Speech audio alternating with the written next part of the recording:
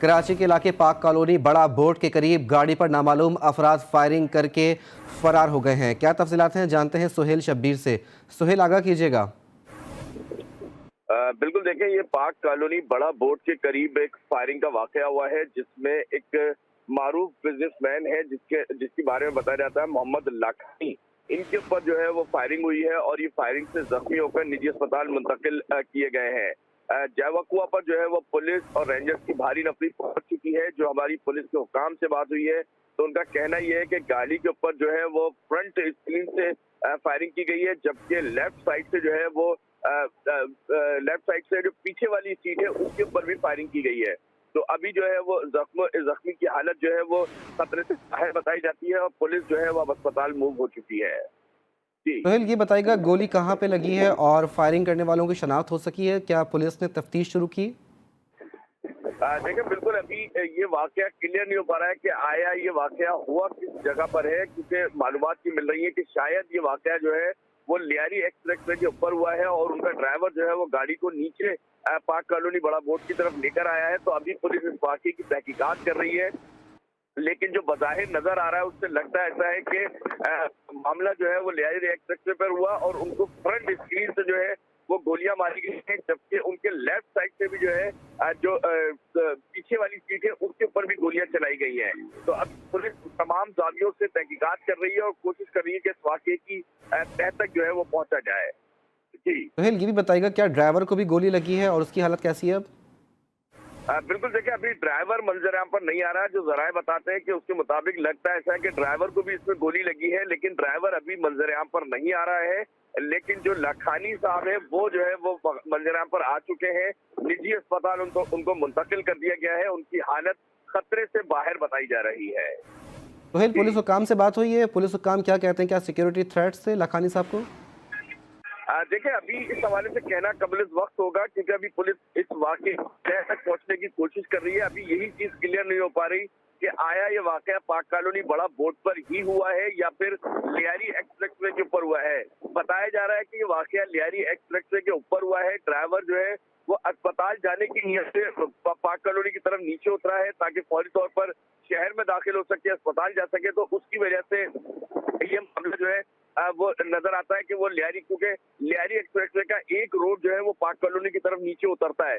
तो अभी जो है वो पुलिस तमाम तहकीकात कर रही है, जानने की कोशिश कर रही है कि आया ये वाकया क्या है। लेकिन लगता कुछ ऐसा है कि लाखानी को जो है वो टारगेट करके निशाना बनाया गया है, क्योंकि डकैती मज़ाहमत का यहाँ पर कोई अंसर वाज़ेह तौर पर नजर नहीं आ रहा है। क्योंकि अगर ये वाकया लियारी एक्सप्रेसवे पर हुआ तो लियारी एक्सप्रेसवे पे तकरीबन 100 और 80 की स्पीड पर गाड़ी चलती है, तो वहां पर किसी मोटरसाइकिल ठीक है सुहेल, आप हमारे साथ ही मौजूद रहेगा। एक मरतबा फिर अपने नाज़रीन को बताएं, कराची के इलाके पाक कॉलोनी बड़ा बोर्ड के करीब गाड़ी पर नामालूम अफराद फायरिंग करके फरार हो गए हैं, जिसके नतीजे में एक शख्स के जख्मी होने की इतलात मौसूल हो रही हैं। यह अफसोसनाक वाकया कराची के इलाके पाक कॉलोनी में पेश आया। GTV न्यूज़ ये एक्सक्लूसिव मनाजिर आपको दिखा रहा है।